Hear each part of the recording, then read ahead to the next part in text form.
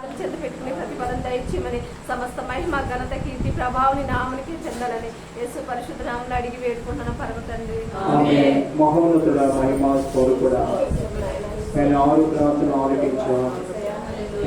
ఆలకించి ఆశీర్వదించే దేవుడు, నేను ఆలకించి ప్రభా గొప్ప విజయం ఇచ్చే దేవుడు, ప్రభా ఏ ప్రార్థనలో త్రోసివేయని దేవుడు. ప్రార్థనలు అంటే మీకు చాలా ఇష్టం. ప్రార్థన చేసే నాలుక, ప్రార్థన చేసే హృదయాలంటే ఎంతో ఆనందిస్తారు. కాబట్టి భాగ్యము పూర్వచన బిడ్డలకి అందరికీ ఇచ్చా. ఇక్కడ ప్రార్థించే వారు ఉండగా ప్రభా సమయ బట్టి ముగిస్తాను. ప్రభా ముఖ్యంగా ఏ అంశం కోసం మేము 7 ప్రార్థన చేస్తున్నాం. ఆరోగ్య దగ్గర అన్నం తీసుకున్న వ్యక్తి త్వరగా ఇవ్వడానికి కృపణ ఇచ్చాము. ప్రభా మరి ఇంట్లో బిడ్డల పట్ల మీరు జరిగిస్తున్న కార్యం బట్టి మీకు ఇంకనూ ఘనమైన కార్యం జరిగించాము. వచ్చిన సమూహ కుటుంబాల పట్ల కూడా నేను ఘనమైన కార్యం జరిగించి మీ నామానికి మేము తెచ్చుకోమని యేసుక్రీస్తు ఘనమైన నామం అడిగి వేడుకుంటున్నాము తండ్రి. ఆమె దేవుడు మన 7 ప్రార్థనలు ఆలకించి అత్యంతగా చేస్తున్నందుకు దేవుడికి స్తోత్రం చేస్తాం.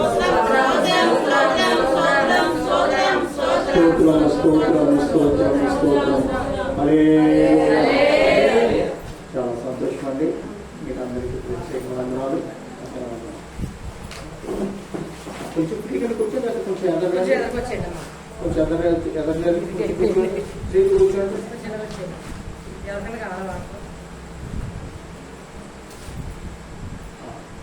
హల్లెలూయా. ఈరోజు వాక్య ఉపదేశమై మార్కు సువార్త 7వ అధ్యాయం తీసి ఉంచండి. నేను చదవమన్నప్పుడు మీరు చూడండి. వినండి, ఏదైనా ఒక వ్యక్తి త్రాగులో, జోరమో, వ్యభిచారమో, దొంగ పనులో, మోసకరమైన కార్యాలు ఏవో చేస్తున్నాడు. అవి మానడానికి ఏమైనా బిళ్ళలు ఉన్నాయా అమ్మా? బిళ్ళలు ఉన్నాయా? ఈ మధ్య ఒక వింత కార్యం జరిగింది. ఒక ప్రార్థనకి వెళ్తున్న వాటే తన పెద్ద కుమార్తెకి వివాహం చేశారు. మంచి గవర్నమెంట్ ఉద్యోగం చేస్తున్న గవర్నమెంట్ ఉద్యోగస్తుడు కావాలని చేశారు. ప్రార్థన చేసుకుని గవర్నమెంట్ ఉద్యోగం అయితే ఆ వ్యక్తి మరి అంతకుముందు సంబంధం ఉందో ఆఫీసులోనే వేరొకరితో మళ్ళీ సంబంధం ఉంది. ఇతనితో భార్యతో ఉంటున్నాడు, అటు కూడా ఉంటున్నాడు. అయితే ఈ అత్తగారు ఏం చేస్తారంటే కుమార్తె కుటుంబం శిథిలమైపోతుంది, కుమార్తె కుటుంబం పాడైపోతుందని ఎవరి దగ్గరికి వెళ్తే ఏదో మందు ఇచ్చారంట. మందు పెట్టగానే 3 నెలల తర్వాత ఇతనికి కాలు చేయ పడిపోయింది. ఏం పడిపోతుందండి అంటే ఎందుకు పెట్టింది? మారాలి, నా కూతురుతోనే సంసార జీవితం గడవాలని, వేరొకరితో ఉండకూడదని. వినండి ప్రియమైన వాళ్ళరా, వాస్తవంగా ఆమె చేసిన పని క్రమమైన దేవుని కలిగిన వారు కూడా ఆ పనులు చేయొచ్చా? ఎందుకు చేసింది తెలుసా అండి? ఆమెలో ఆత్మీయత లేదు, ఏమి లేదు, ప్రార్థన లేదు, క్రమశిక్షణ అనేది లేదు. వాస్తవంగా వినండి, ఎవరికైనా జ్వరం, బలహీనత, చాలామంది మనకున్న అలవాట్లు ఏంటంటే బయట కాలు కడుకుని ఇంట్లోకి అడుగు పెడతాం. ఏంటండి? బయట కాలు కడుకుని ఇంట్లోకి అడుగు పెడతాం. హృదయం ఉన్న దురాత్మ కాలు కడుక్కోకుండా వదిలిపెట్టేద్దా? జ్వరమైనా, పోరాట, ఇంట్లో భార్యాభర్తలు గొడవలైనా, ఎక్కడికి వెళ్ళినా కానీ మనం కాలు కడుక్కుంటే మనం గొడవల నుంచి మనం విడుదల పొందుకుంటామా? భార్యాభర్తల మధ్య సమాధానం కలుగుతుందా? అన్నదమ్ముల మధ్య సమాధానం కలుగుతుందా? ఇరుగు పొరుగు వారి మధ్య సమాధానం కలుగుతుందా? ఎక్కడ చూసినా కానీ నువ్వు చేతులు కడుకున్నంత మాత్రాన, కాలు కడుకున్నంత మాత్రాన నీకు సమాధానము రాదయ్యా. గొడవలే. నువ్వు చేసే పనులు అవి చేసుకో, కాలు కడుక్కో, చేతులు కడుక్కో. అయితే ఏదైనా కానీ హృదయము ఏంటంటే మొదటి మాటంట, హృదయాన్ని పరిశోధించే పరిశోధకుడు ఒకడు ఉన్నాడు. ఇక్కడికి స్తోత్రించే ఆయన పేరేంటి? హృదయ పరిశోధకుడు. ఆమేన్, హల్లెలూయా. నీ హృదయ స్థితి మారాలి, నీ మనసు స్థితి మారటానికి దేవుడు మనకు గ్రంథం ఇచ్చాడు. దాని పేరే పరిశుద్ధ గ్రంథం. ఈ గ్రంథం ఏం చేస్తుంది? హృదయాన్ని మారుస్తుంది. మత మార్పిడి కుల మార్పిడి అది ఇది కానీ కాదు. ఏది మార్పిడి అంట? మనసు మార్పిడి అంతే. అంటే హృదయాన్ని మనం ఏం చేసుకుంటున్నాం? మార్చుకుంటున్న వాక్యము చేత. దేని చేత అంట? మనుషులు కట్టడ బట్టో, మనుషులు మాటలు బట్టో, మనుషుల ప్రవర్తన బట్టో హృదయాలు ఏమి కూడా మారని. అయితే యేసు ప్రభు తనతో పాటు 12 మంది శిష్యులను తీసుకుని వెళ్తుండగా, అయితే శాస్త్రులు పరిచయులు వారు యేసు ప్రభుతో పాటు భోజనం చేస్తుండగా యేసు ప్రభుని అడుగుతున్నారు, ప్రభా మేము కాలు చేతులు కొట్టకుండా బయటికి వెళ్ళి వచ్చినప్పుడు మరి చేసే శిష్యులు కాలు చేతులు కొట్టుకోకుండా భోజనం చేస్తున్నారు ఏంటి అని అడిగారు. ప్రభు అన్నారు, మీరు మనుషులు పరంపర ఆచరిస్తున్నారు కానీ దేవుని ఆజ్ఞను పక్కన పెట్టేస్తున్నారు.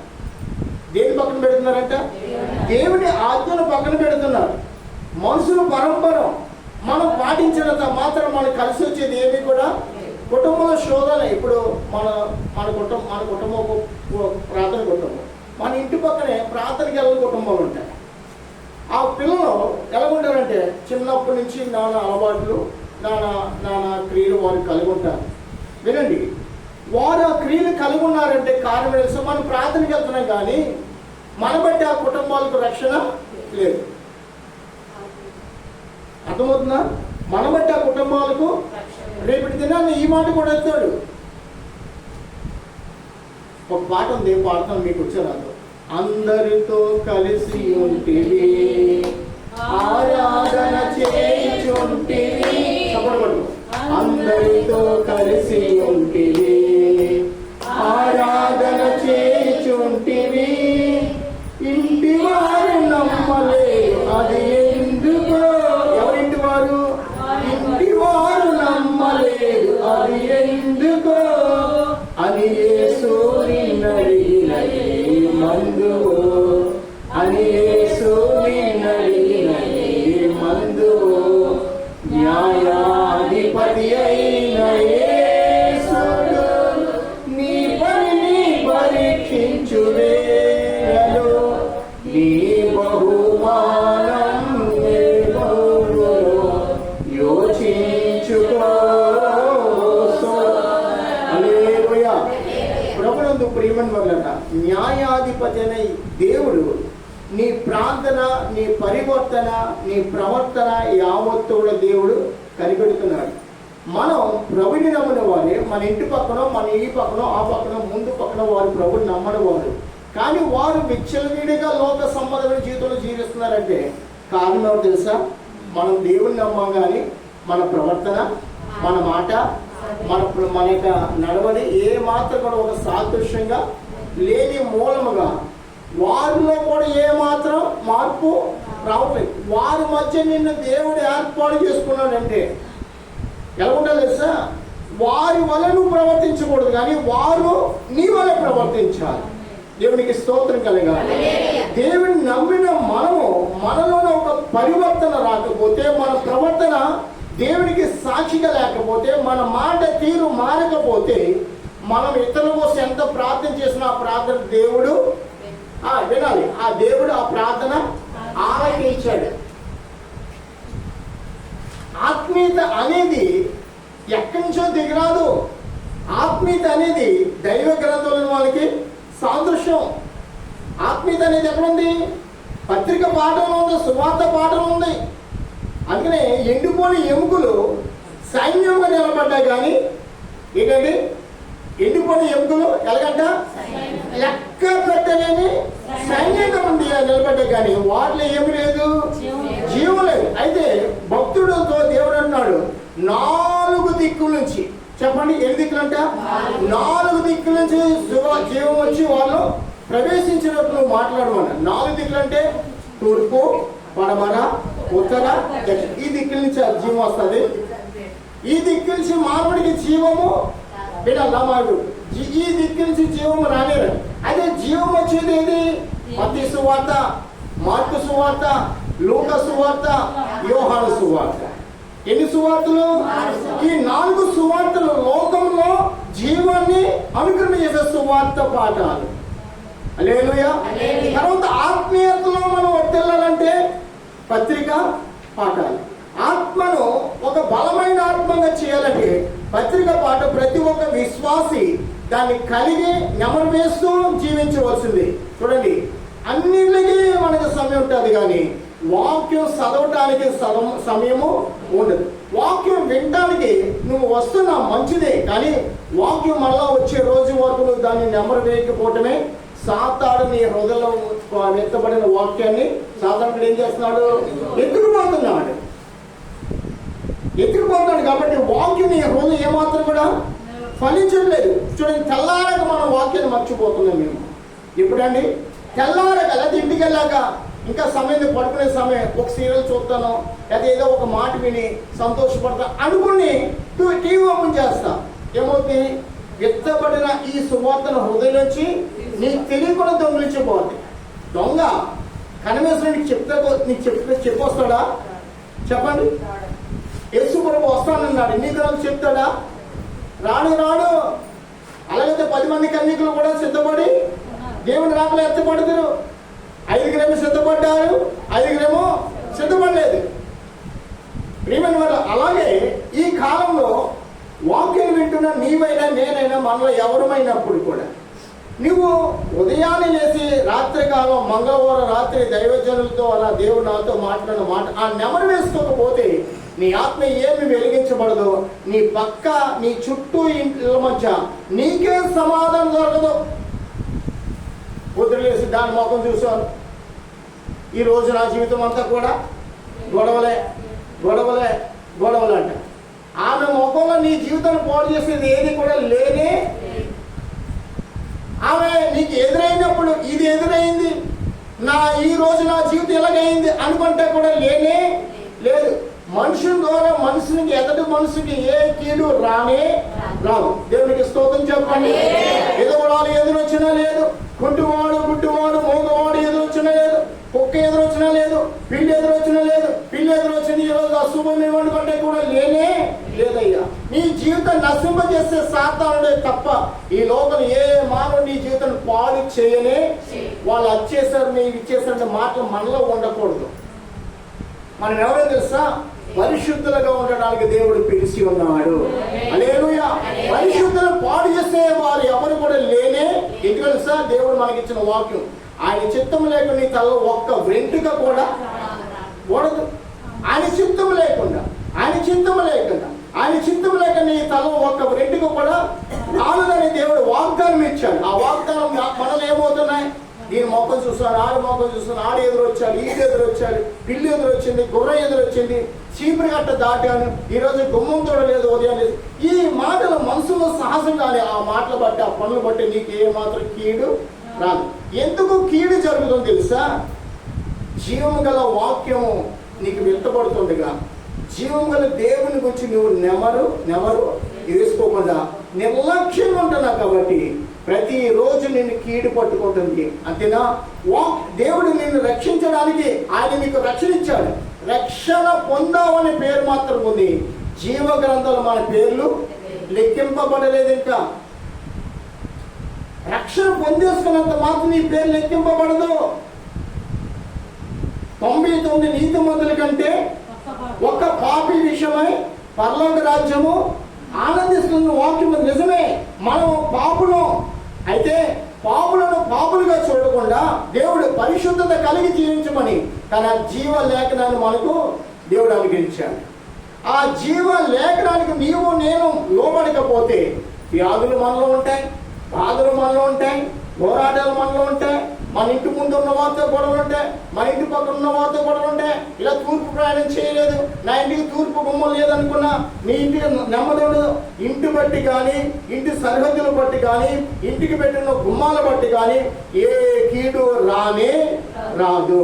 స్తోత్రం చెబుతామా? నువ్వు ఇంటి బట్టి నలిగిపోవలసిన పని లేదు. మొదట నీ హృదయం సరికుంటే నీ హృదయ తలంపులు బట్టి దేవుడు నిన్ను వర్ధిల్లపొచ్చే దేవుడై ఉన్నాడు. హల్లెలూయా. నీ హృదయ తలంపులు బట్టి దేవుడు నిన్ను ఆశీర్వదించాడు. కానీ ఇంటి బట్ట, మనుషులు బట్ట, సమాజం బట్ట వీటి బట్టి ఏమి కూడా నీకు ఏ కీడు ఏ దీవెనలు రానే. దేవుని ఎడల ఎలాగుండాలంట? నమ్మకమైన ఒక పాత్రగా మనం ఉండుగాక. మన ఇరుగు పొరుగు వారు ఎల్లప్పుడూ దీవించబడాలి.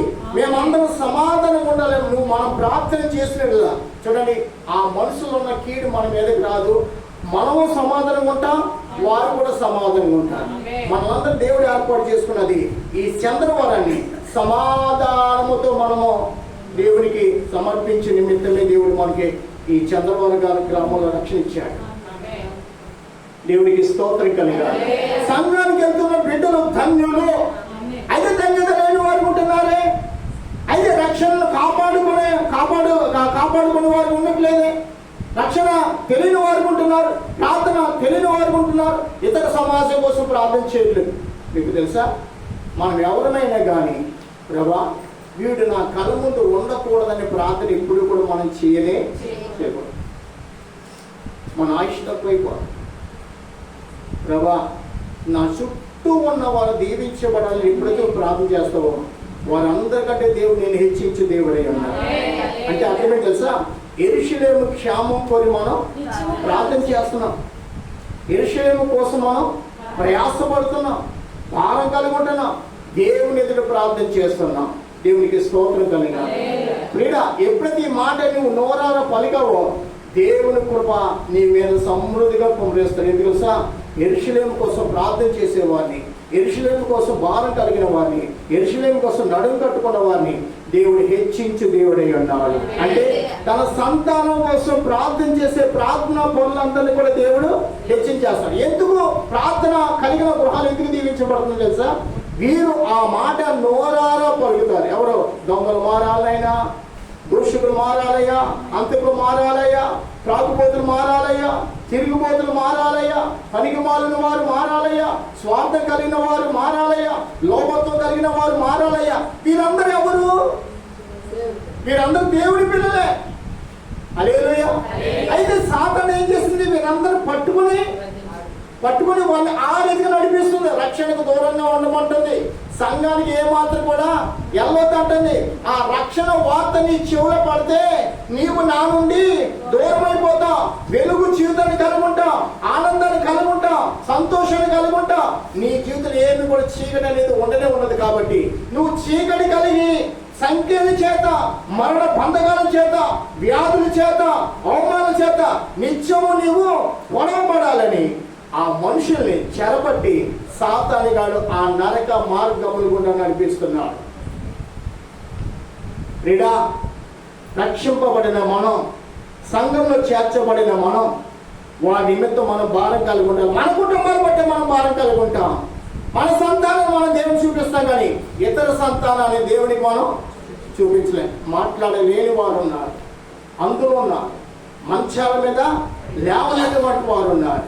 దేవుని వల్ల ఈ వీరి కోసం ఎవరు ప్రార్థన చేస్తారు? యెహోవా అందరికీ ఉపకారి. యెహోవా అందరికీ దేవుడు కరెక్టే, కానీ యెహోవా అందరికీ నువ్వు ప్రార్థన చేసినా ప్రార్థన చేయకుండా దేవుడు వారిని కూడా పోషిస్తున్నాడు. హల్లెలూయా. కానీ ప్రార్థన చేయడం వల్ల ఏమవుతుంది సార్, నీవు ప్రభువు బిడ్డగా మార్చబడుతున్నావు. నీ పోలిక మారుతుంది, నీ మాట మారుతుంది, నీ స్థితిగతులు మారుతాయి. నీవు దేవుని ఎదుట ఒక సాక్షిగా బ్రతుకుచున్నావు. అక్కడ క్రియలు లేని విశ్వాసము మృతం. మనం ఎలా మారాలి? క్రియలు కలిగి నిర్జీవ క్రియలు వాటిని మనం పాతిపెట్టి ఆ జీవము కలిగిన క్రియలు మనలో ఉండునుగాక. ఆ క్రియలు మనం కలుగుంటే మనం ప్రభు బిడ్డలమండి. సంఘానికి వెళ్తున్నామని సరిపోదు. సంఘ సరిహద్దులు, సంఘ కుటుంబాలు, ఆ గ్రామంలో ఒక సంఘం సాగుతుంది. గ్రామానికి ఎన్ని సంఘాలు ఉంటాయి? 20 సంఘాలు ఉంటాయి. ఎన్ని సంఘాలు ఉంటాయి? 20 సంఘాలు. ఎన్నో ఉండాలని ఆత్మీయత లేకపోతే అంతా కూడా వ్యర్థమే. ఏమి ప్రయోజనము? సంఘానికి వెళ్ళే బిడ్డల పాటలు ఉండవు, సంఘానికి వెళ్ళే బిడ్డల పరిశుద్ధత ఉండదు, సంఘానికి వెళ్ళే బిడ్డల ఆత్మీయత ఉండదు. వారు దేవుని కోసం ఒక గంట నిలబడి ప్రార్థన చేయలేరు. దేవుని సన్నిధిని అనేక ఆత్మ రక్షణ కోసం భారం కలిగి ప్రార్థన చేయలేరు. ఆత్మీయ సంఘం అది. ఆత్మీయత అక్కడ ములుస్తుందా?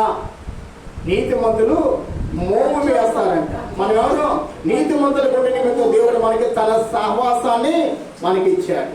దేవుడికి స్తోత్రం కలిగాలి. ఆ సహవాసం ఉంటున్న మనము భారము కలిగి ప్రార్థించడి బిడ్డలుగా మనము దేవునికి సమర్పించుకుందాము గాక. నేను ఎల్లప్పుడూ నాకు డబ్బు కావాలి, పొలం కావాలి, బిల్డింగ్లు కావాలి, ధనము కావాలి, ఇది కోరతే దేవుని బిడ్డలు మనం. కానీ ఇది తెలుసా, దేవుడు అంతకంటే హల్లెలూయా అంతకంటే రెట్టింపు దేవునికి ఇవ్వడానికి సిద్ధపడ్డాడు. నువ్వు ఒకే ఎక్కడ పడుతున్నావు, ఒక ఇల్లు అడుగుతున్నావు, దేవుడు అలా కాదు, నిన్ను తలగా చేస్తానన్నాడు. కానీ తోకగా కాదు. తోక ఉండేవాడు ఈ లోక సంబంధమైన కార్యం విషయమై ప్రార్థన చేస్తారు. తలగా ఉండేవాడు ఏం తెలుసా, దేవుని రాజ్యం కోసం భారం కలిగి కన్నీరు పెడుతూ ప్రార్థన చేస్తారు. దేవుడు వారి కోసం ధారాళముగా దయచే దేవుడై ఉన్నాడు. ధారాళంగా దయచే దేవుడే. అందుకనే మార్కు సువార్త 7వ అధ్యాయం తీసిపెట్టారు కదా. ఇప్పుడు మొదటి నుంచి కొన్ని లేఖనాలు మనం చదువుకుందాం. 6-7 వచనం వరకు చదువుకుందాం. యెరూషలేము నుండి వచ్చిన పరిసయ్యులను శాస్త్రుల కొందరును ఆయన యొద్దకు కూడి వచ్చి ఆయన శిష్యుల కొందరు అపవిత్రమైన చేతులతో, ఏ చేతులు అంటే అపవిత్రమైన చేతులతో అనగా కడగని చేతులతో భోజనం చేయడం చూసిరి. పరిసయ్యులను యూదులందరూ పెద్దల పారంపర్య ఆచారం బట్టి చేతులు కడుగుకుంటేనే గాని భోజనం చేయరు. మరియు వారు సంత నుండి వచ్చినప్పుడు నీళ్లు చల్లుకుంటేనే గాని భోజనం చేయరు. ఇదియుగాక గిన్నెలను, కుండలను, ఇత్తడి పాత్రలను నేలలో కడుగుట మొదలగు అనేక ఆచరణములు వారు అనుసరించేవారు. అప్పుడు పరిసయ్యులను శాస్త్రులను, నీ శిష్యుని ఎందుకు పెద్దల పారంపర ఆచారములు చెప్పున నడుచుకొనక అపవిత్రం చేతులు భోజనం చేస్తున్నారని ఆయన అడిగిరి. అందుకైనా వార్త ఇలాగ సెలవించండి, ఈ ప్రజలు అదే అండి ఏంటంటే పెదవులతో నన్ను గణపరచుదురు కానీ వారి హృదయం నాకు దూరంగా ఉన్నది. వారు మానవులు కల్పించిన పద్ధతులు దేవోపదేశములని బోధించు నన్ను వ్యర్థముగా ఆరాధించుదురు.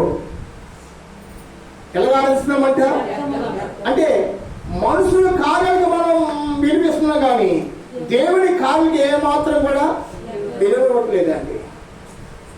వాస్తవంగా నువ్వు బయటికి వెళ్ళి వస్తున్నావు, మంచితో కాలు పట్టుకోవడానికి ముడిపోతుంటావు, కానీ నీ ఆత్మకి ఏమాత్రం కూడా శుద్ధి దొరకదు. అందుకని నేను ఆ అలవాట్లు, ఏ అలవాట్లు, త్రాగుడు అలవాట, పేకట అలవాట, ఏంటిది గంజా అలవాట, ఈ అలవాట్లు ఏమి కూడా నిన్ను విడిపించడానికి ఏ బిళ్ళ కూడా లేదు. ఆ బిళ్ళేసుకొని నిన్ను ఇంకా దరిద్రుడిగా చేస్తాయి, రోగస్తుడిగా చేస్తాయి నేనా. కానీ వాక్యం ఏంటి తెలుసా, ఈ వాక్యానికి ఉన్న శక్తి ఏంటి తెలుసా, ఇక మీద ఈ గ్రంథ చదివిన ఎవడో త్రాగుబోతుగా కానీ, తిరుగుబోతుగా కానీ, దోషకుడిగా కానీ, హానికరుడిగా కానీ ఉండనే ఉండాడు. హల్లెలూయా. మనిషి ఆత్మను మార్చే బిడలేదు కానీ మనిషి ప్రవర్తన మార్చే వాక్యాన్ని దేవుడు మనకి ఇచ్చాడు. హల్లెలూయా. చేతులు కడగని వారిగా మనం ఉన్నా పర్లేదు కానీ వాక్యం లేని వారికి ఏ మాత్రం కూడా ఉండకూడదు. వాక్యానికి విధేయత కలిగిన వారు ఉండాలి కానీ వాక్యానికి విధేయత లేని వారికి ఏ మాత్రం కూడా ఉండకూడదు. వాక్యం అనుసరించి జీవించాలి కానీ వాక్యం లేని వారిగా మనం ఏ మాత్రం జీవించడం దేవుడు ఒప్పుకోడు. అలా సంఘానికి వెళ్ళి వారు జీవిస్తున్న మూలమున పక్క చుట్టుపక్కల రక్షణ లేదు, సమాధానం లేదు, అన్నదమ్ముల మధ్య గొడవలు, అక్క చెల్లెల మధ్య గొడవలు, తోడుకోళ్ళ మధ్య గొడవలు, అమ్మా ఇంకా తల్లి కూతురు, అత్త కోడలు, ఆడపడుచులు, ఇంకా అనేకమైన గొడవలతో కుటుంబాలు శిథిలమైపోతున్నాయి. క్రీడా నీ ఇంట్లో నా ఇంట్లో ఏ గొడవ ఉంటాయని కూడా దేవుడు ఒప్పుకోడు. ఇక్కడ కూర్చున్న వాళ్ళందరూ కూడా చెప్తున్నాం ఏంటంటే మన గృహాల్లో ఏ గొడవలు, ఏ సమస్యలు ఏమి కూడా ఉండవు. అది దేవునికి ఏ మాత్రం కూడా ఇష్టమో లేదు. నీ సహోదరుని ప్రేమించిన వాడే దేవుణ్ణి ప్రేమించిన వాడు. సహోదరుని ప్రేమించని వాడు చూడని దేవుణ్ణి కూడా ప్రేమించలేడు. ఎందుకంటే చూస్తున్న మన సహోదరుని మనం ప్రేమించకపోతే చూడని దేవుని ఏ రీతిగా మనం కనపరచగలము? అందుకనే వాక్యం ఏం చెప్తుంది, నీ పొరుగువాడిని ప్రేమించమంది. నీ పొరుగువాడు వాడు ఎవరైనప్పుడు కూడా ఎవరైనప్పుడు కూడా నీ సహోదరుడు కూడా, నువ్వు నీ సహోదరుని ప్రేమించకపోతే దేవుని ఆజ్ఞను నెరవేర్చిన వారు కానీ మనం కొంత సమయంలో ప్రార్థన చేసినప్పుడు వినండి, తమ కుటుంబాల కోసం ప్రార్థన చేస్తారు. వాస్తవంగా నేను విషయం చెప్పినా, పక్క ఇంటి కుటుంబాలకి గొడవ ఉండొచ్చు. ప్రభా, నా సహోదరుడయ్యా, నా సహోదరియా, మేమందరం ఒకే సంఘానికి వెళ్తున్నాం, మీ బిడ్డలమయ్యా, ఒకే రొట్టెను ఒకే రక్తమును త్రాగుచున్న వారమయ్యా, మా మధ్య కూడా ఉండకూడదయ్యా, సమాధానపరచునైనా అని ఎప్పుడైతే ప్రార్థన చేస్తావో నీలో యావత్తు నీ జీవిత దినాలంతా కూడా సమాధానమే కలుగుచున్నది. మళ్ళీ మీ మధ్య సాతానికి చోటు ఉండదండి. మనం డబ్బు సంపాదించడం, ఆస్తి సంపాదించడం ఈ లోకానికి రాలేదు. ఎలా జీవించడానికి? సమాధానం కలిగి జీవించడానికి. దేవునికి స్తోత్రం కలిగాక మనం ఈ లోకస్తుల వలె జీవించడం, దేవుని ఎదుట ప్రార్థించడం దేవునికి ఏమాత్రం ఇష్టమో లేదు. ఎలా పౌరుషంతో ప్రార్థన చేయాలి తెలుసా? ఎలాగా? ప్రభువా, ఈ లోపల ఉంటున్నప్పుడు కూడా నేను నీ బిడ్డని, ఈ లోపల నాకు ఏది కూడా స్వాస్థ్యంగా ఏమాత్రం కూడా లేనే లేదు. పరలోకమే నా స్వాస్థ్యము. హల్లెలూయా.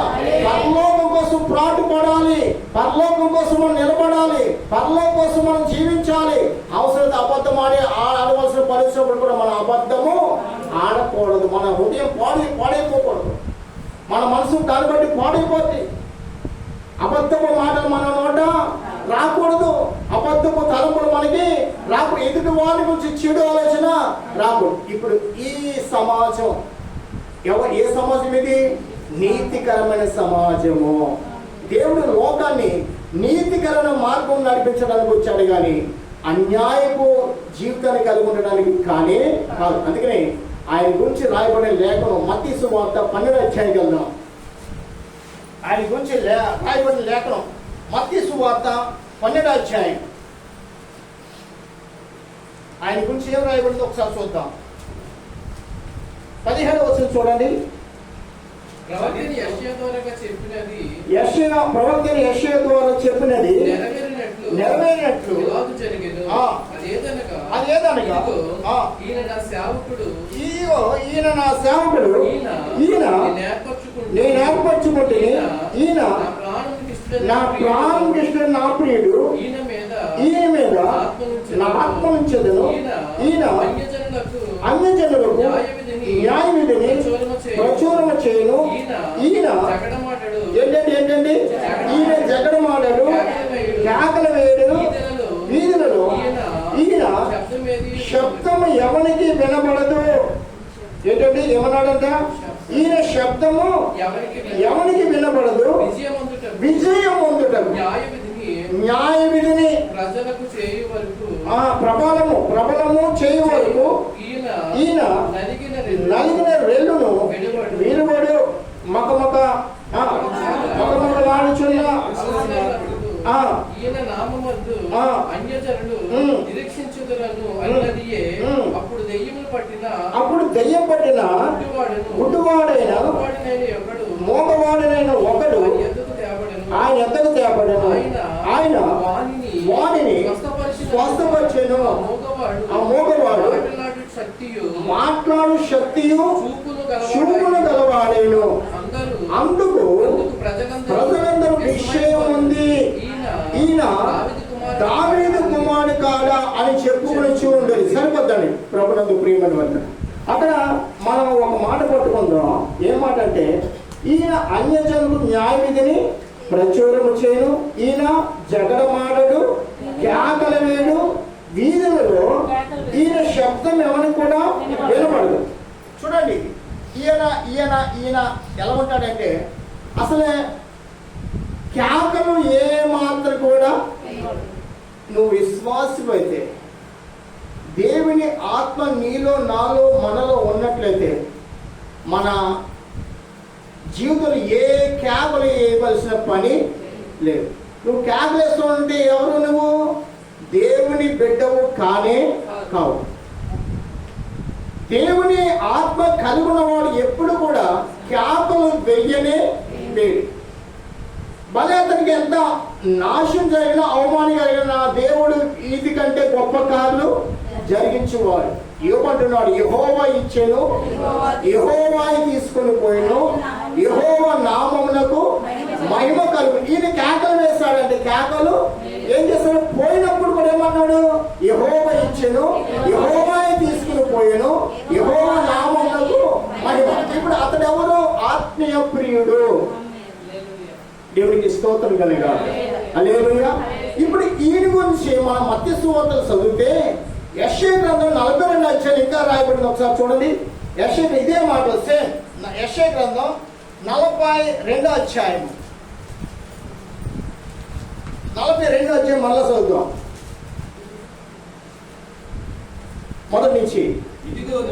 ఇదిగో నేను ఆదిగుణ నా సేవకుడు, నేను ఏర్పరచుకున్న వాడు, నా ప్రాణములకు ప్రియుడు, అతని నా ఆత్మ ఉంచి ఉన్నాను, అతడు అన్యజను న్యాయము కనిపించును, అతడు కేకలు వేయుడు. ఏంటంటే అరువుడు, తన కంఠస్వరం వీధులలో వినబడనీయుడు, నలిగిన రెల్లును అతడు విరువడు,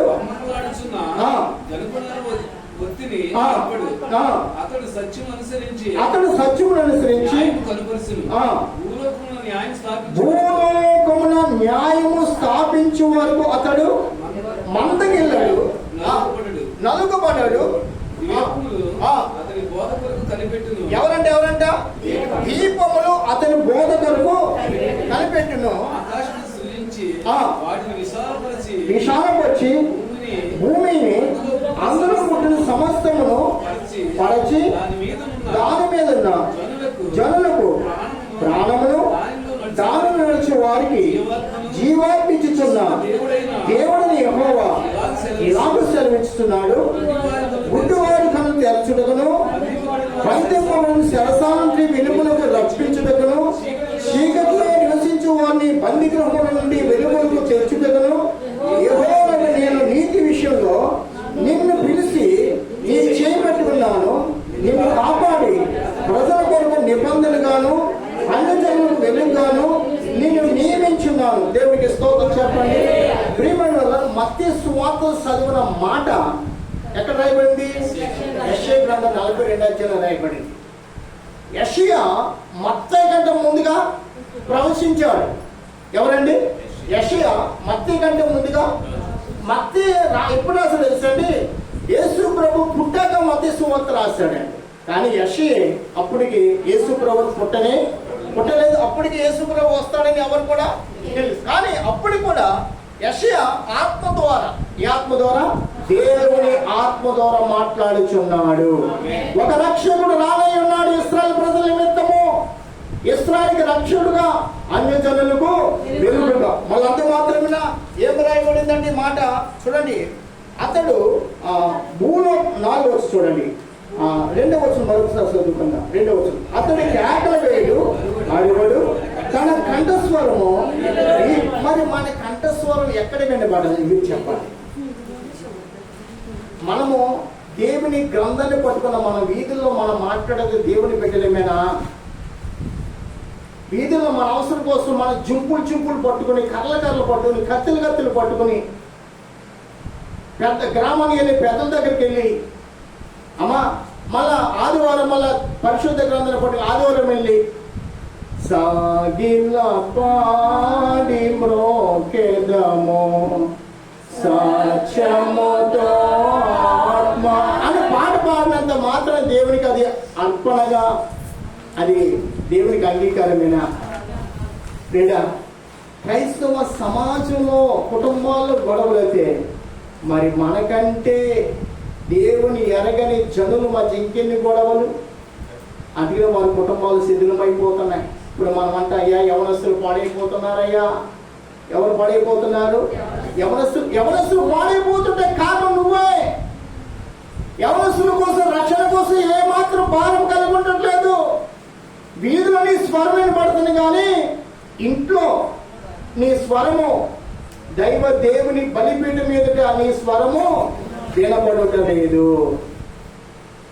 మత్తయి సువార్తలోనే 5వ అధ్యాయంలో ఒక మాటను తెలుసండి. మొదట నీవు దేవునికి అర్పణ అర్పించేటప్పుడు నీ సహోదరుడు ఏదైనా కలహం కలిగిన ఎడల మొదట ఏమన్నాడు? వెళ్ళి నీ సహోదరుడు సమాధాన పడి వచ్చి అడిపిమ్మట ప్రార్థన చేయమన్నాడు. ఒకసారి చూడు, మత్తయి సువార్త 5వ అధ్యాయం. మత్తయి సువార్త 5వ అధ్యాయం చూడండి ఎంత ఆత్మీయత మనం నేర్చుకుంటామంటే మనమై చదవండి. 5వ అధ్యాయం 24 చూడండి.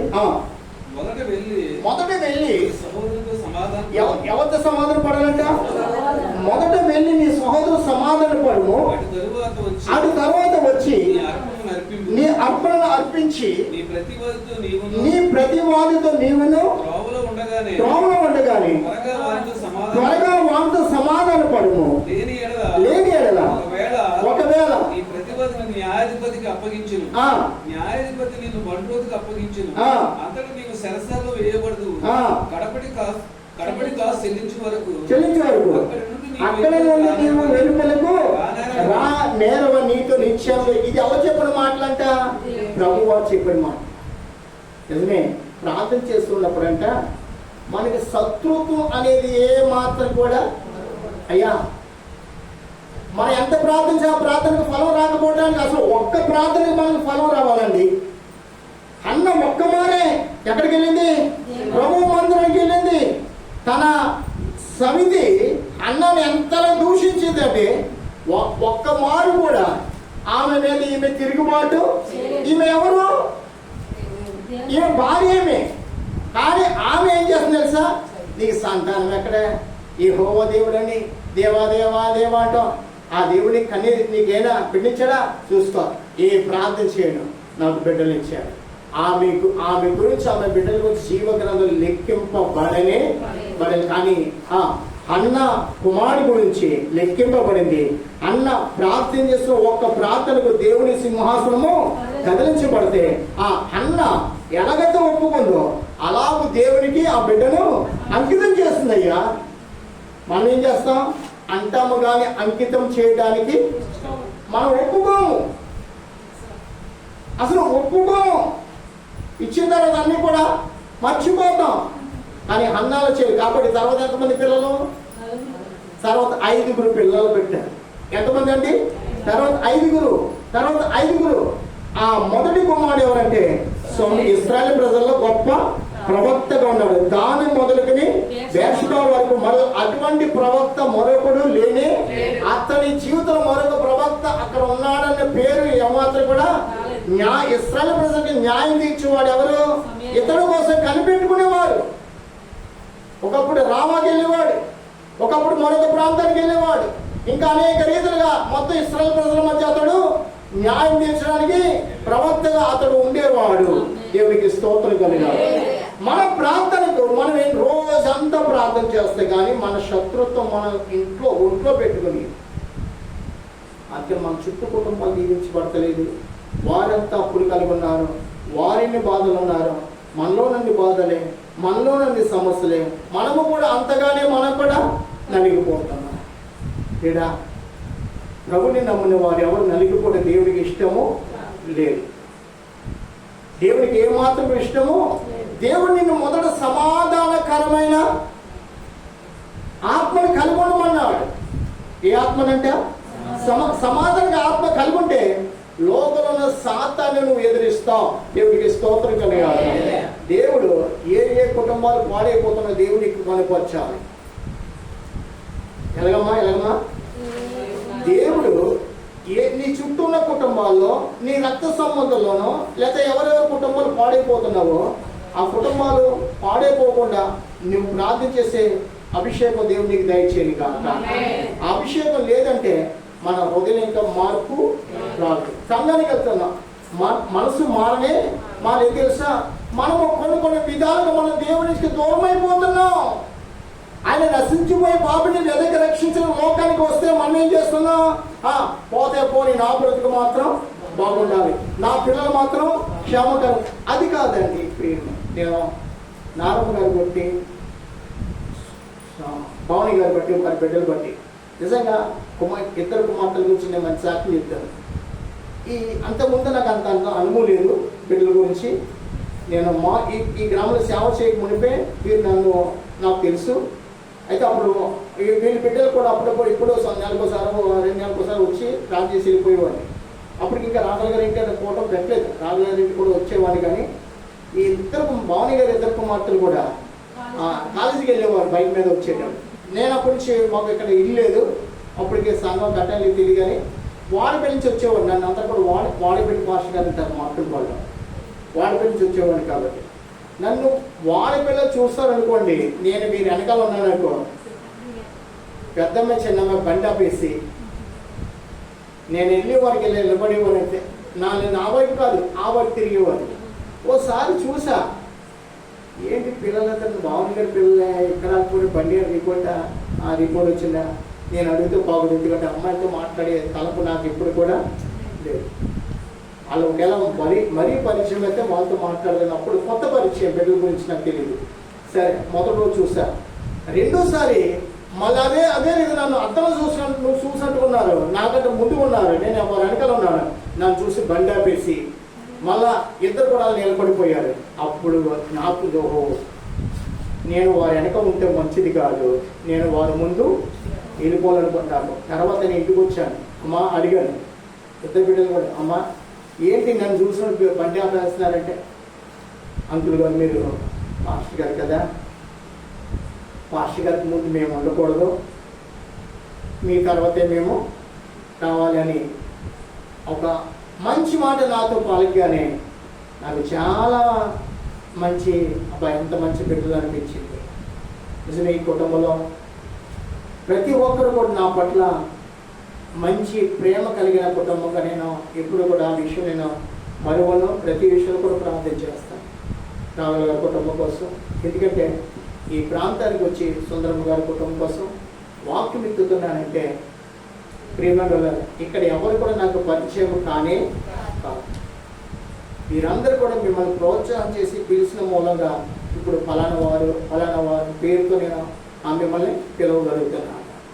సహోదరులు ఐక్యత కలిగి నివసించుట ఎంత మేలు, ఎంత మనోహరము.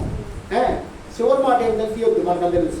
అక్కడ ఆశ్రదమును శాశ్వత జీవం కూడా ఉంటుందంట. చూడండి, అక్కడ ఆశ్రదం ఉంటుంది, శాశ్వతమైన జీవం కూడా అక్కడే ఉంటుంది.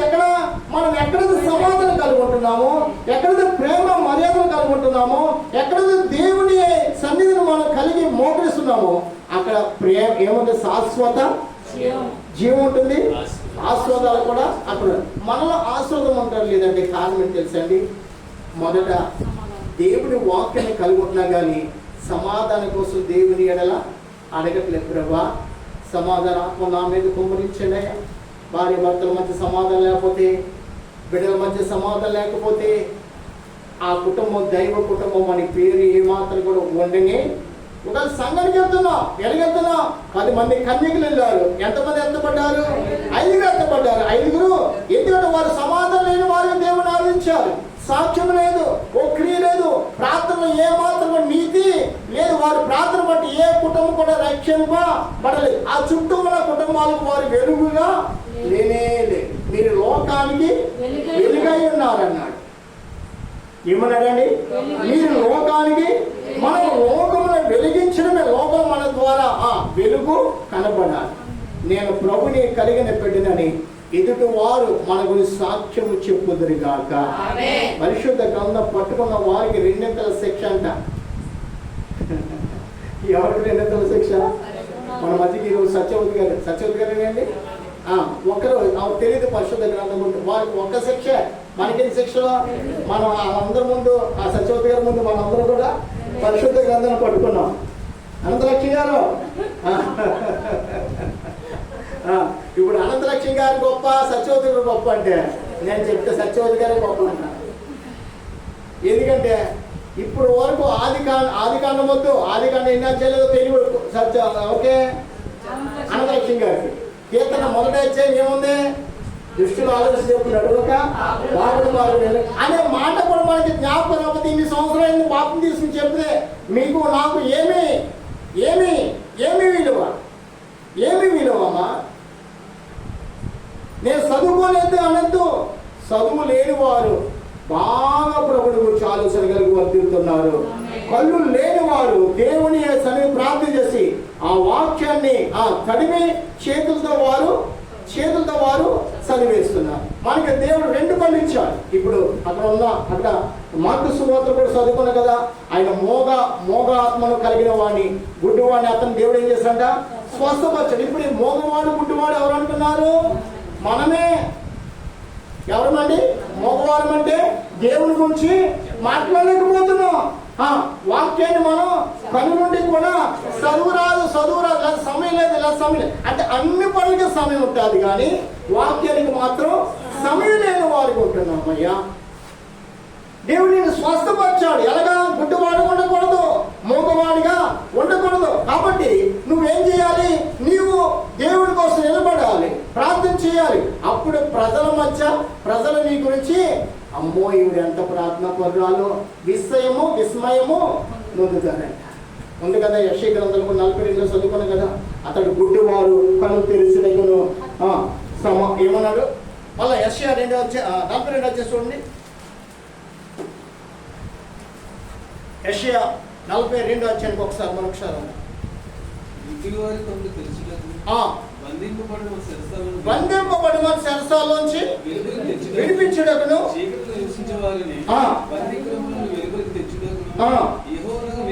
యెహోవాను నేనే నీతి విషయం వినండి. ఈ కార్యాలను ఎవరి జీవితంలో జరుగుతాయంట? ఇప్పుడు శృంగారం అనే దేవాలయం అంటే ఎవరున్నాడు? పుట్టిన మొదలుకొని గుడ్డివాడు. పేతురు యోహాను ఎక్కడికి వెళ్తున్నారట? దేవాలయానికి వెళ్తున్నారు.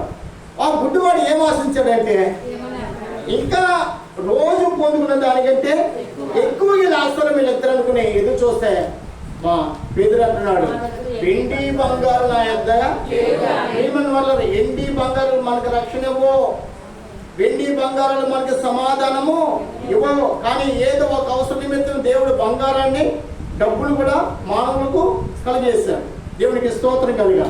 అంతకంటే విలువైంది ఏంటి? అంతకంటే విలువైంది నజరేయుడైన హల్లెలూయా యేసు నామమున లేచి గంతులు వేసినప్పుడు వాడు లేచి గంతులు వేశాడు. హల్లెలూయా. గంతులు వేయడమే కాకుండా వారితో పాటు వెళ్ళి ఏం చేశాడు? ప్రభుని ఆరాధించాడు. నీ జీవితంలో స్వస్థత జరిగిన, నీకు రక్షించిన, కానీ దేవుని కోసం నమ్మకం ఉండట్లేదు, సమాజంలో నమ్మకం లేదు, నీ కుటుంబంలో నమ్మకం లేవు. ఎలా ఉంటున్నావంటే నీ ఆత్మను నీవే ఆర్పేసుకున్న వాడు ఉంటున్నావు. అది ఏ మాత్రం కూడా దేవునికి ఇష్టమైనది కానీ కాదు. కనుక హృదయం నుంచి వచ్చేవి మాత్రము కలిగి ఉంటున్నా. మార్కు సువార్త 7వ అధ్యాయము, హృదయంలో వచ్చే అన్ని కూడా మనం కలిగి ఉంటున్నాం. ఏమంటున్నాయి? హృదయం నుంచి మనుషుల హృదయంలో నుండి వచనం చెప్పండి బ్రదర్. 7:21 చదవండి. లోపల నుండి అనగా మనుషుల హృదయంలో నుండి దురాలోచనలను, జారత్వములను, దొంగతనములను, నరహత్యలను, ఏంటండి? నరహత్యలను, వ్యభిచారములను, లోభములను, చెడుతనములను, కామ వికారమును,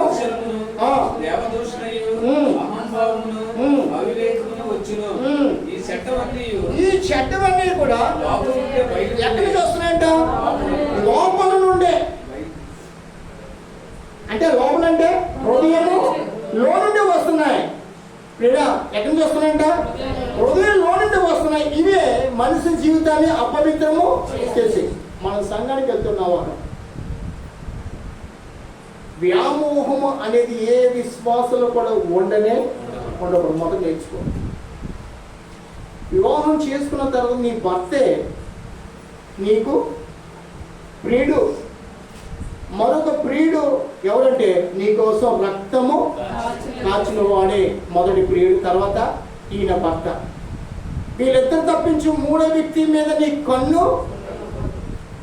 భర్తకైనా భార్యకైనా ఒకే నిబంధన. అందుకనే వివాహము అన్ని విషయాలలో ఇప్పుడు ఆ ఘనమైన వివాహాన్ని నువ్వు ఏం చేస్తున్నావు? అపవిత్రం చేస్తున్నావు. సంఘానికి వెళ్తున్న వాళ్ళు వేషధారణ, వెర్రి చూపులు, పాడు చూపులు, కుటుంబాన్ని నాశనం చేసుకునే చూపులు. నీ భర్తకు తెలిసి నీ భర్త మౌనంగా ఉంటాడా? సంఘానికి వెళ్తాం మానే. ఏం చేస్తున్నావు? దేవుడి నుంచి దూరం అయిపోయావు. ఎవరింటికి పిలుచుకున్నావు? సాతాను నీ జీవితం నాశనం చేయడానికి వాడికి అప్పగించేసాం. సంఘానికి వెళ్ళే విషయంలో చాలా జాగ్రత్త, చాలా పరిశుద్ధత, చాలా పవిత్రత కలిగి మనం సంఘానికి వెళ్ళాలి. అపవిత్రగా దేవుని ఎదుట కూర్చుండుట, ఒకరితో మెసేజ్లు పెట్టుకుంటూ ఒకరి గురించి ఆలోచించేయట, ఒకరిని చూసి నవ్వుట. ఒకసారి మీకు నా మాట బాగోదేమో, గాజులు అలంకరణలు దేవుని సంఘంలో ఏ మాత్రం కూడా ఉండకూడదు. మనకు ఒకే ఒక అలంకరణ కోరినాడు, ఆత్మీయ అలంకరణ. అది మాత్రమే దేవునికి ఇష్టమైనది. కానీ శరీరం గురించి ఎన్ని అమ్మా నేను వచ్చి చెప్తా, బాధపడదు. పూకు ఉన్న విలువ ఎక్కువ, నీ జీవితానికి ఉన్న విలువ ఎక్కువ. ఇప్పుడు కళ్ళ మోర పూలు పెట్టుకుంటాం, ఎంత మోర పూలు సాయంత్రంకి వాడిపోతాయా? పూలాగా ఉండిపోతా?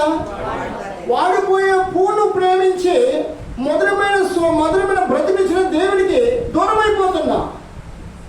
సంఘానికి వెళ్ళిన వాళ్ళు వీటిని ఏ మాత్రం కూడా ధరించడే దేవుడు ఒప్పుకో. నీకు ఒక ఆత్మీయ అలంకరణ దేవుడు కలిగి ఉండమని అన్నాడు, కానీ శరీరమైన అలంకరణ ఏ మాత్రం కూడా మీరు అనొచ్చు. అయ్యగారు మరి లాభాను రేపు కాకు ఏమిచ్చాడంట? గాజులు ఇచ్చారండి, గడియలు ఇచ్చారండి, ఇవేంటండి చెప్తా. వాటి కూడా వాక్యం దుప్పటి కాదు, కానీ ఆ చేతులకి ఎందుకు ఇచ్చాడో, ముక్కుకి ఎందుకు ఇచ్చాడో, ఇవన్నీ కూడా అవి కూడా వాక్యం చూపిస్తారు తల్లి. అమ్మా అవి మనకి ఈరోజు అవి అలంకరణకి ఏమాత్రం కూడా కాదని నేర్చుకో. అందుకని మన యాకోబు భక్తుడు తన భార్య ఏమన్నా తెలుసా? ఇదిగో బేతేల్లో దేవుడు నాతో మాట్లాడిన దేవుని యొద్దకు మనం వెళ్తున్నాం, కాబట్టి మిమ్మల్ని మీరు ఏం చేసుకోవాలి? అమ్మా ఆ మాట మీరు చదవగలరా? యాకోబు ఆదికాండము 32:35. చూడండి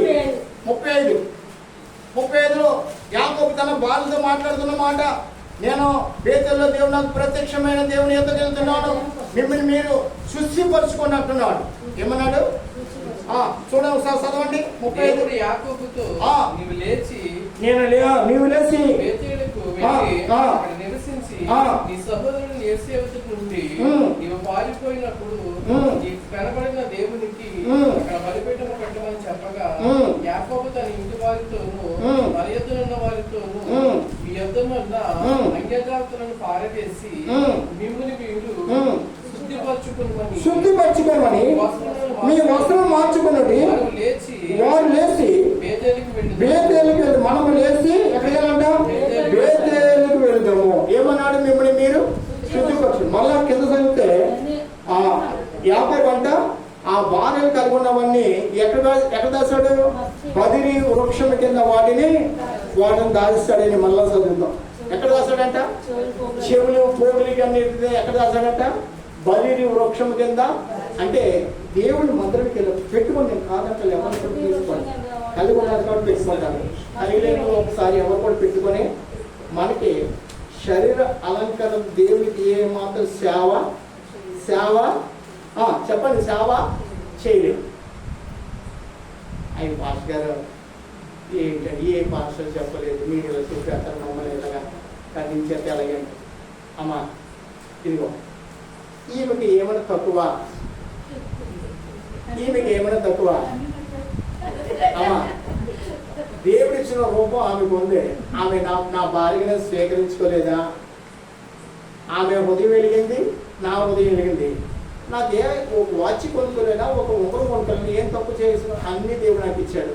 కానీ అంతకు ముందు వివాహం ముందు అన్నీ ఉండి దేవుడిని కలిగి ఉన్నాక అన్ని తీసి పాడేస్తా. దేవుడికి స్తోత్రం కలిగాలి.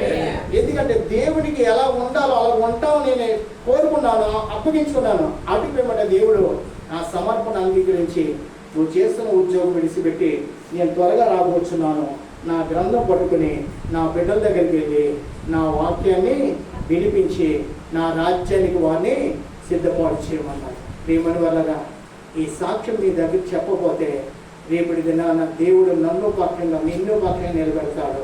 నేను వారి ఆత్మీయ సౌందర్యం కోసం ఎప్పుడైనా మాట వినిపించామని అడుగుతాను నన్ను. నేనంట యాకోబు పత్రిక ఆది కాండము 35 అధ్యాయం చదివించానయ్యా, పేతురు పత్రిక చదివించానయ్యా, తిమోతి 2వ పత్రిక చదివించానయ్యా, ఇన్ని లేఖనాలు చూపించానయ్యా.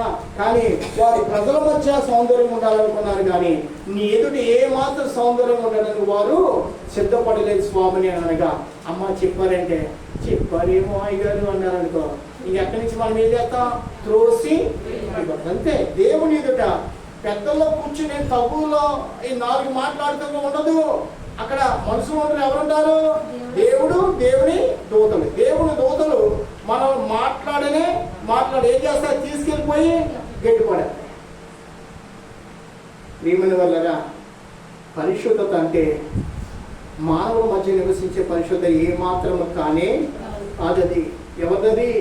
ఆకాశాలు మహాకాశాలు పట్టజాలని మహాదేవుని పరిశుద్ధత. ఆ పరిశుద్ధత నీలో, నాలో, మనలో లేకపోతే మీరు ఏ మాత్రం కూడా దేవుని రాజ్యానికి చాలు. అక్రమం చేయవాలరా, ప్రభా నేను ప్రవచింపలేదా, నేను ప్రార్థన చేస్తే దెయ్యాలు పారిపోలేదా? నిజమే. ఎవరి నామను ప్రవచించా? నజరేయుడైన యేసుక్రీస్తు నామను ప్రవచించా. దెయ్యాలు ఏ నామను పోని, నీ పేరు బట్టి కానీ, నీ నామం బట్టి కానీ, నీ ప్రార్థన బట్టి పోవు దెయ్యాలు. ఎవరు బట్టి అంట? నజరేయుడైన యేసుక్రీస్తు నామం బట్టి దెయ్యాలు కూడా గడగడ గడగడ వణుకుచు గడగడ వణుకుచు దేవుడు నాడని భయపడుతున్నాడు. యాకోబు పత్రిక 2వ అధ్యాయం 19 చదివిన మనం ముగించుకుందాం. యాకోబు పత్రిక 2:19 చదువుకుని ముగించుకుందాం. యాకోబు పత్రిక 2:19 దేవుడు ఒక్కడేని నీవు నమ్ముచున్నావు, అలాగే నమ్ముట మంచిది. ఎవరంటే అండి? దెయ్యం అంటే మనకి భయమా? మనకి అమ్మా ఓ దెయ్యం ఏదైనా ఇక్కడ వచ్చిందనుకో ఎవరుంటారు? దేవుడు అది జరగకుండా దెయ్యాలకి దేవుడు అధికారము ఇవ్వలేదు. లేకపోతే దెయ్యాలు మనుషుల్ని భూలోకంలో ఉండనే ఎవరు భయపెట్టినా కానీ భయపడేసిన పని లేదయ్యా. ఎందుకంటే దెయ్యాలకి దేవుడు సువార్తను ఇవ్వలేదు, మనుషులకు అప్పగించాడు. హల్లెలూయా. దేవుడు ఒక్కడైనా నమ్ముచున్నది మంచిది, కానీ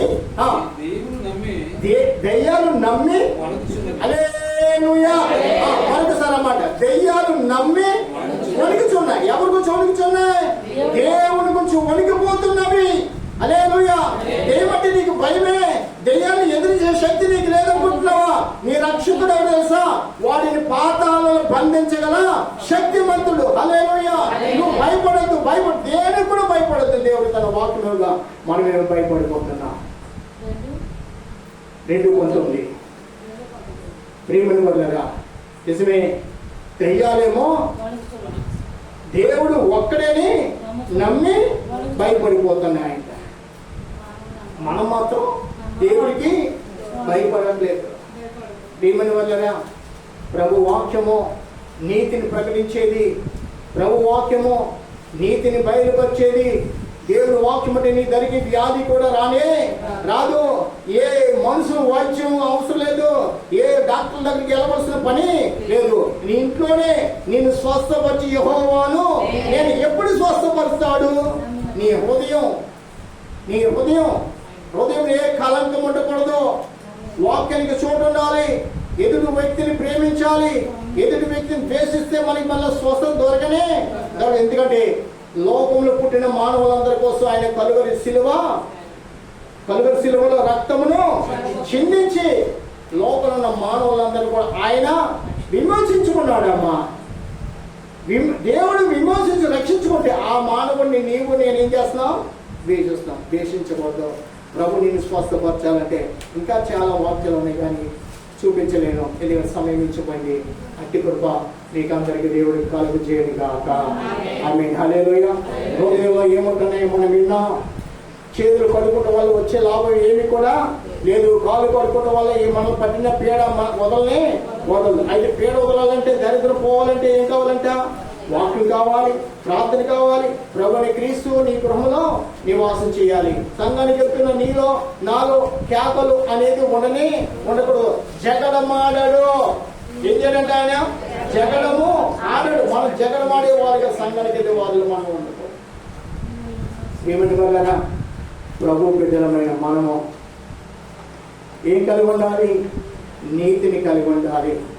బంధింపబడిన వారి కోసం మనం ప్రార్థన చేయాలి.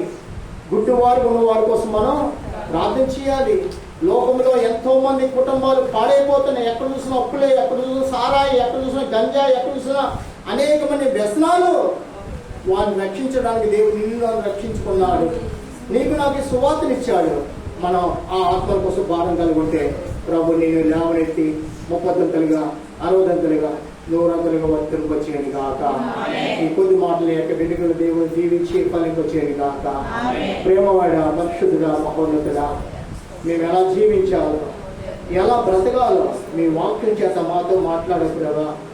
ఆనాడు శాస్త్రులు, పరిసయ్యులు మీ దగ్గరకు వచ్చి మీ శిష్యులు చేతులు కడుక్కోకుండా, కాళ్ళు కడుక్కోకుండా ఎందుకు భోజనం చేస్తున్నారయ్యా అని అడిగినప్పుడు ప్రభా, అయ్యా చేతులు కడుక్కోవడం వల్ల ఏమీ అపవిత్రత కాదు, కానీ కాళ్ళు కడుక్కున్నంత అపవిత్రం ఏది కూడా రాదు.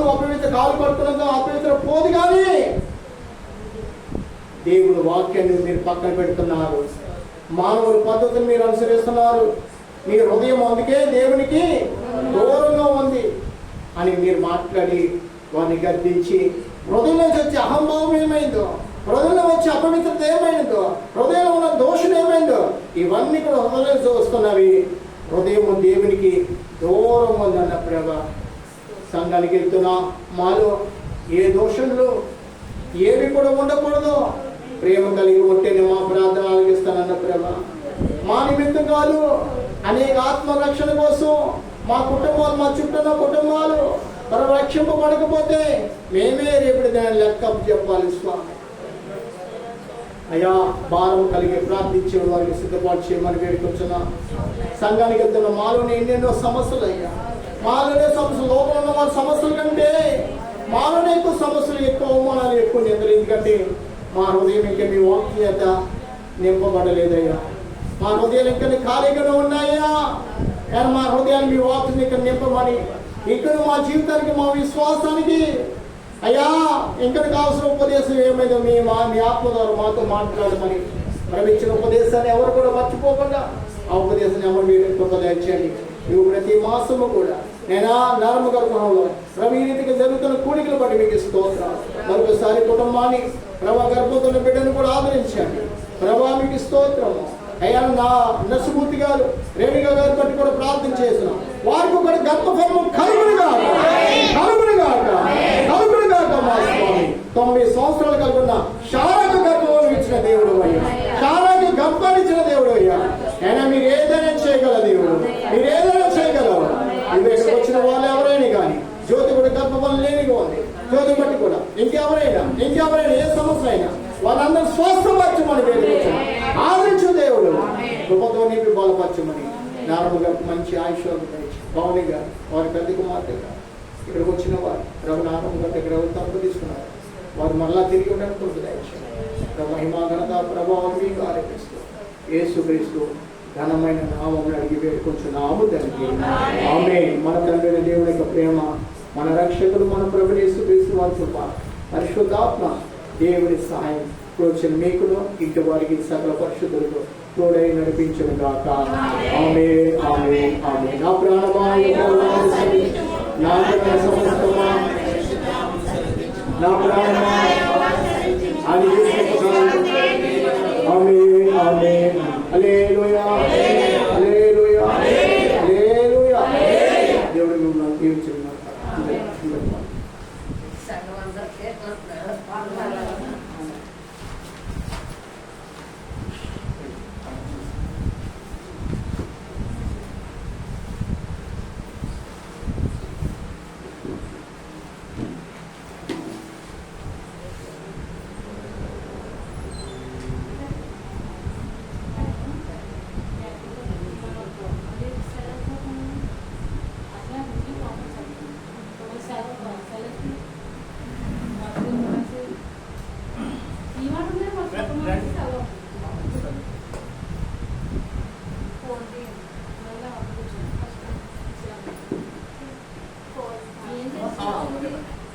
Thank you.